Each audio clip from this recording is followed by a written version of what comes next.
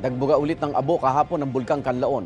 Ngayong araw naman, inaasahang maglalabas ng desisyon ng Sangguniang Panlalawigan doon kung isa sa ilalim na ang Negros Occidental sa State of Calamity. May unang balita live si Aileen Pedreso ng GMA Regional TV. Aileen! Igan, 4 na araw na mula nang pumutok ang Bulkang Kanlaon ay ramdam pa rin ang epekto nito dito sa La Casillana at La Carlota City sa Negros Occidental.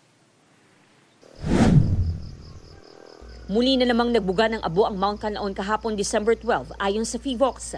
Ito'y nangyari alas 9:59 at alas 10:55 ng umaga at alas 2:04 ng hapon sa direksyong papunta sa kanluran.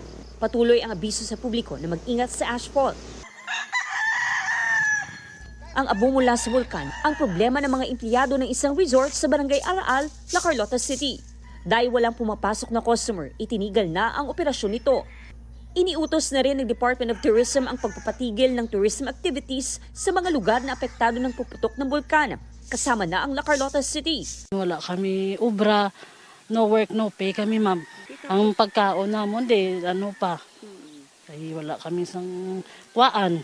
Wala namang tubig ang swimming pool na ito matapos mapuno ng abo, kaya't pahirapan ang paglilinis. Tiniyak naman ng may-ari ng resort ang tulong para sa mga empleyado. Maliban sa mga tao, apektado rin ng pagputok ng bulkan ang mga hayop, katulad na lang ng mga inaalagaan ni Okay. Kanding, baka, manok. Ang kanding hindi ka kaon bay. Pait puro ng kwan. Abo. Di kung maglawig pagit, mapatay na sila eh. Inilagay na sa ligtas na lugar ang kanyang mga alagang hayop upang makarecover. Samantala mula sa 2,000 evacuees, mahigit 100 individual na lang ang nananatili pa rin sa mga evacuation center sa Bagos City matapos pauwiin ang karamihan sa kanila. Ilang residente rin ng La Casillana na hindi bahagi ng 6-kilometer radius permanent danger zone ang pinauwi na rin. Ang mga residente naman ng Barangay Araal, La Carlota City nakatanggap ng tulong mula sa GMA Kapuso Foundation. Kapasalamat gid kuya nga nag-abot ka mo diri na amo lang gid nga ako nga mambal. Kagabay nga badamo gid ang inyo pagid nga mabuligan.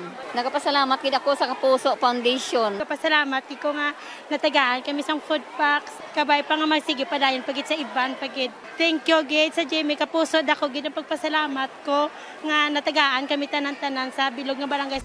Sa video namang ito, makikita ang sitwasyon ng Mount Kanlaon 3 araw mula nang ito'y pumutok. Ayon sa initial findings, ang lahat ng ash emission at eruptive activity ay mula sa summit crater. Wala naman nakitang mga fissure o bitak sa bulkan. Ang pyroclastic density current deposit ang nasa permanent danger zone. May manipis ring volcanic smog o sulfur dioxide na ibinuga ang bulkan na nakita sa silangang bahagi nito.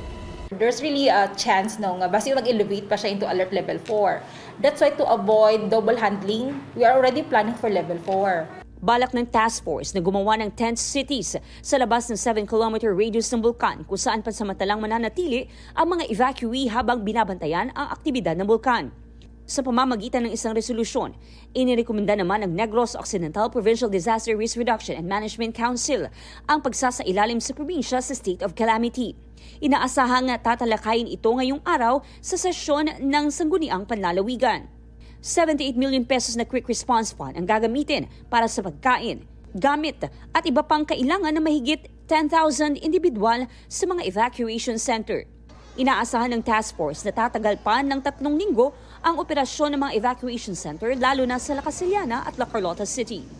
Pinaghahandaan naman ang pag-convert sa Panad Sports Complex sa Bacolod City na maging mega evacuation center. Pansamantala namang pinutol ang linya ng tubig sa mga apektadong barangay sa La Casillana habang hindi pa lumalabas ang resulta ng test sa water samples na isinailalim sa potability test ng Provincial Health Office.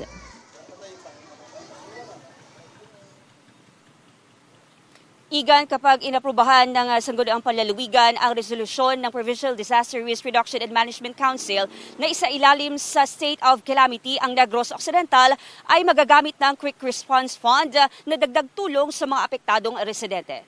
Yan muna ang latest mula dito, Igan. Maraming salamat at ingat. Aileen Pedreso ng GMA Regional TV.